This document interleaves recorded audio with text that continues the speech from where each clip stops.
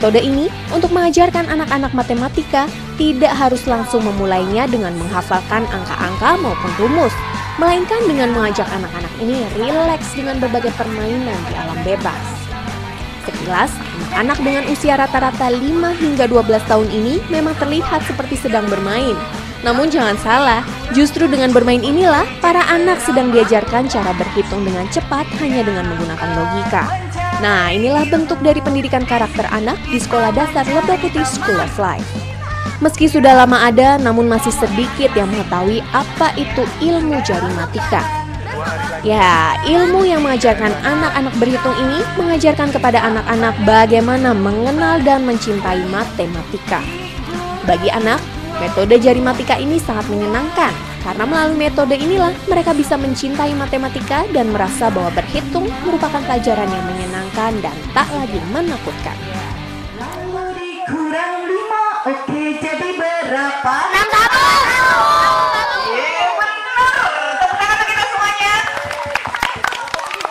Oh ya, yang bikin senang di situ tuh uniknya karena ada jari matika. Itu tuh berawal dari saya itu tahu teman saya yang namanya Afif. Itu dulu sekolah di sini. Tuh saya tuh belum tahu. Saya pelajari terus dan akhirnya kelihatannya kok cocok di sini. Saya di sini. Selain jari matika, apa yang bikin kamu senang sekolah di sini? Kita tuh di sini belajarnya sambil bermain. Jadinya malah lebih seru gitu. Seru. Paling disukai apa? Pelajaran yang paling disukai itu matematika, IPA sama PKN. Matematika itu kan susah. Ya susah, tapi kalau gampang ada jari matika.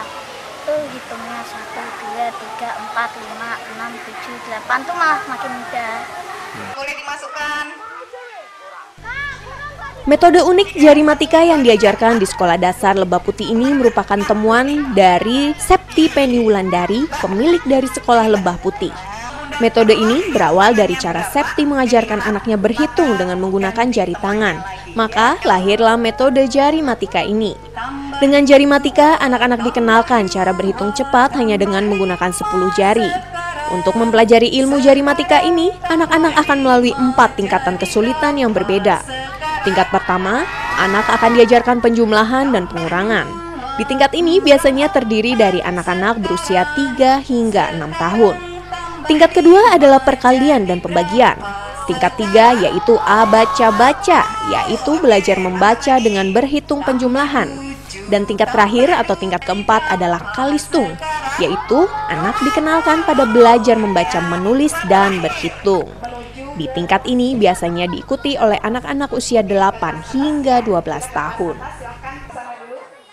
Ya, jari matika itu sebenarnya adalah karena saya awalnya menemani anak-anak saya untuk menjadi guru utama dan pertama mereka. Sehingga sampai masuk ke bagian hitungan, anak-anak mulai kesulitan dengan berbagai macam alat yang ada. Alat apapun mesti rusak, kemudian hilang dan sebagainya. Dan akhirnya anak saya yang nomor 1 senang memakai jari. Ketika senang memakai jari, maka dia mutik-mutik jarinya terus.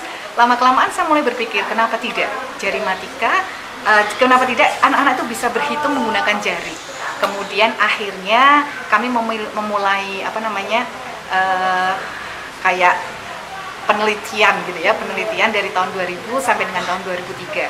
Kami meneliti, kemudian dipraktekkan langsung ke anak-anak, Nah, akhirnya dengan testimoni anak saya yang pertama ternyata sangat suka sekali berhitung menggunakan jari, ternyata bisa untuk penambahan, pengurangan, perkalian, dan pembagian.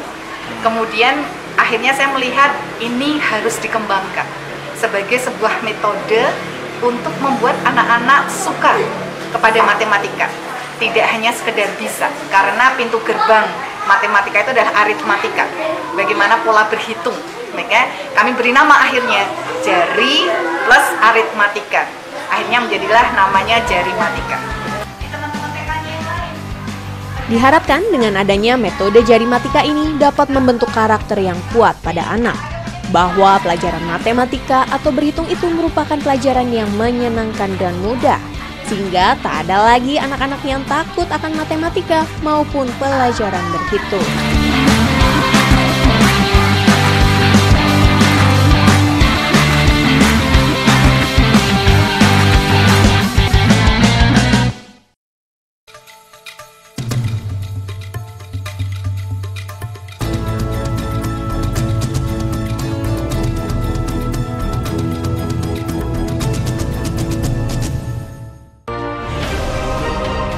Yang terbaik berkalung medali. Yang teratas mengangkat trofi. Yang terkuat menyandang sabuk juara.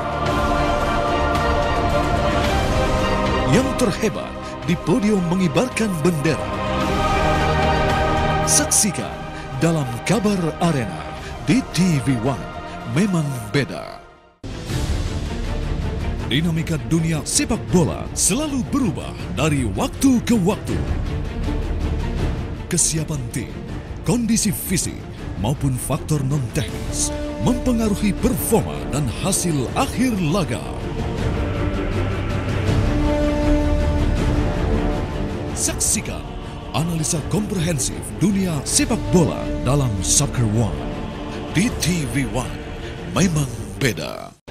Olahraga ini memang kelihatannya keras, namun apabila dilakukan oleh praktisi bela diri yang terlatih, sebenarnya cukup aman.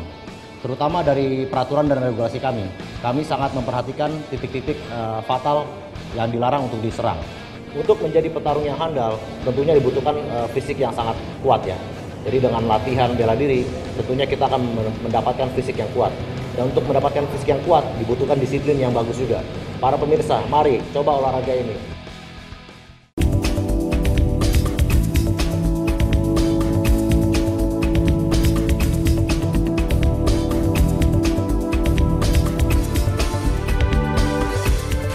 Ayam kalau dimasak itu benar-benar harus sampai matang di dalamnya, karena kalau enggak itu dia bisa mengandung ada bakteri. Hai, selamat pagi pemirsa Sport One. Saya Ratu Anandita akan menemani Anda dalam Fit, Fresh, and Fun. Di TV One memang beda.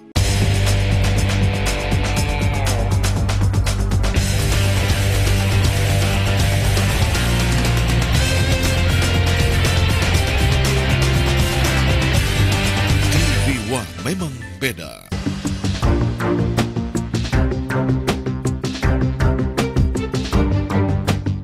Dia bilang ini saya bikin boneka berdasarkan si Hamid. Kita kasih nama siapa?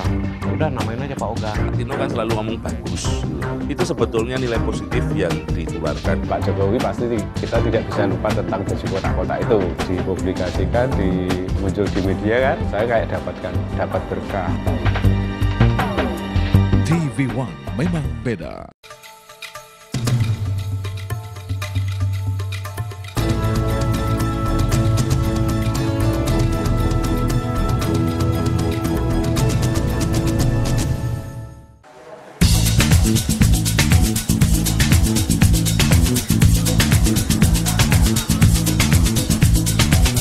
Berbagai cara atau pola pendidikan kepada anak tak hanya diberikan melalui pendidikan umum, namun juga bisa melalui pendidikan agama.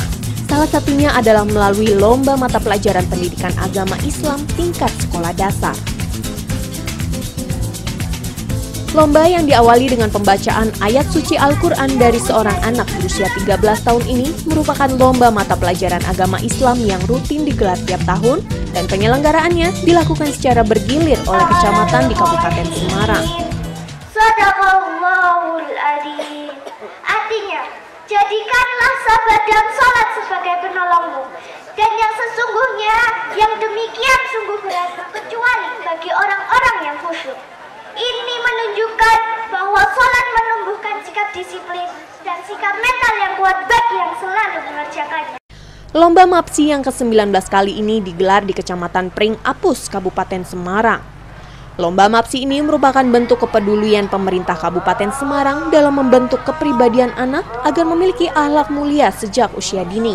Karena pendidikan terhadap anak itu tak hanya sekedar pendidikan formal saja, melainkan pendidikan agama juga sangat penting sebagai dasar akhlak mulia anak. Siswa. Ya.